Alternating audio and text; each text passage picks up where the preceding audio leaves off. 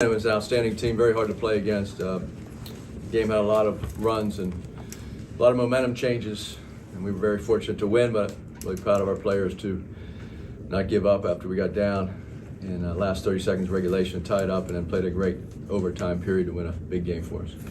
Coach, you talked about, the ebbs and flows of the game back and forth, but the one constant was knocking down shots at the free throw line, going 26 of 28. How important is that when you're taking the points that your opponent's giving you? Yeah, we were terrific at the line tonight, 26 to 28, and it was a big factor in the game, especially last few minutes of regulation and the overtime period. We stepped up and made some, and we were fortunate they missed a couple. What was the key to regrouping after A&M came back, tied it, went ahead by a couple of points? Up by 4, yeah. Yeah. What was the key? Well, there was a lot of momentum. They had a great fan support here, and they went on that run. We made some really silly turnovers. Their pressure, they pressed the whole game. They sped us up in the crucial moments, and I think our guys lost their minds for a second because Texas A&M went on that big run, and we missed a couple easy shots, and then we turned it over a couple times, and all of a sudden we've been leading the whole game, and now we're down 4 with under a minute left. So it was a great college basketball game, a lot of momentum shifts, and they kept fighting back, and then I think they cut it to 1 or 2, and then we went back up 9 and did some really silly things to let them back and take the lead. So we were fortunate to win. It was just a great game overall, but we'll take it. It's our second overtime win against an SEC team and 2 very good teams.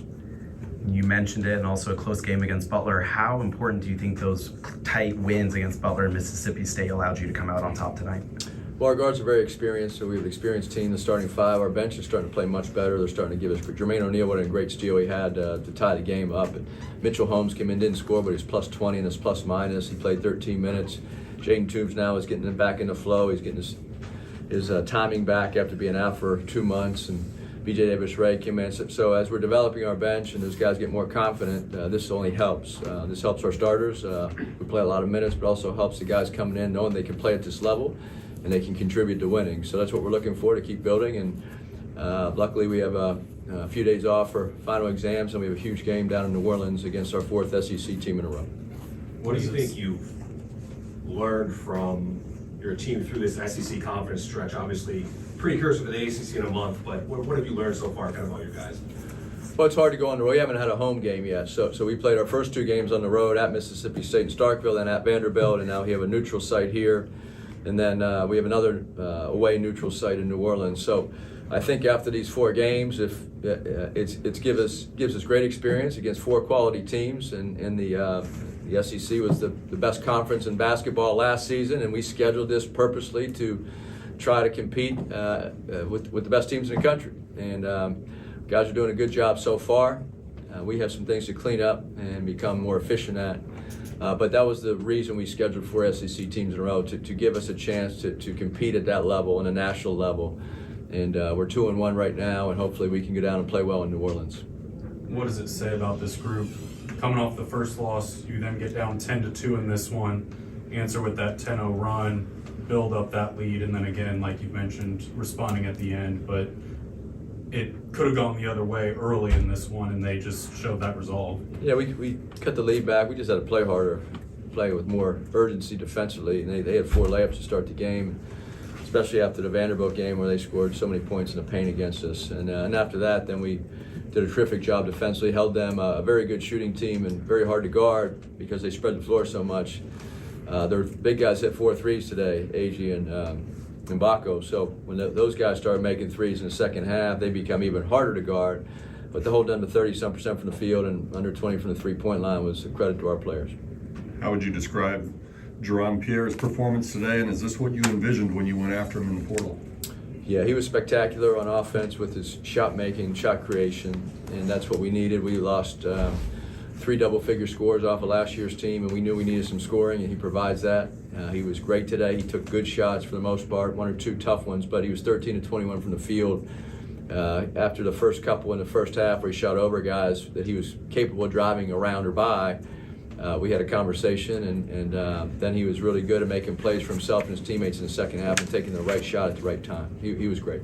What was going through your mind during that overtime period as y'all started to pull away? Well, no lead safe against this team, so we had just blown the lead in regulation, so I don't think a lot goes through my mind other than being in the moment and trying to figure out what the next play is as a coach. And you don't take anything for granted, especially at this level with a team as good as Texas A&M. You mentioned Jaden Toombs, who's only, I think, 3 games back in, and you said he doesn't have his timing all the way back, but what kinds of opportunities does he present for you and your staff when you start pairing him with Samet or with Mitchell, and the things you could do on either end of the floor? Well, Jaden was playing outstanding basketball in the preseason. He would have started for us our first game if he did not get hurt. And he missed all the preseason scrimmages, the preseason game, all the November games. This will be out 2 months as a freshman. That's very, very difficult, and he's handled it exceptionally well. And he's a terrific basketball player. We just need him to get back and play up to the level he was playing at before he got hurt. John Rothstein just tweeted, BJ Edwards, glue guy. BJ had 9 points, 9 rebounds, and 11 assists. And Even 9 though he only turnovers? had- How many? Huh? 9 turnovers? Oh, probably. No, I'm just joking. 3.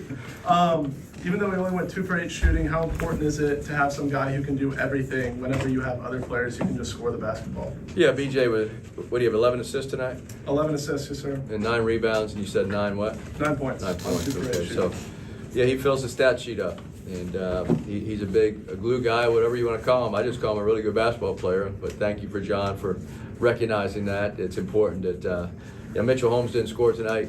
Yeah, he was big. BJ helps us win games. That steal he had under 30 seconds left, we're down 4. That steal he had was incredible. And he just does those things on a consistent basis, and that's why he's first team all defense in the ACC last year and expecting to be this year. Anything else for Coach? These are the guys you want to talk to. They're the guys. All right. Yeah. All right.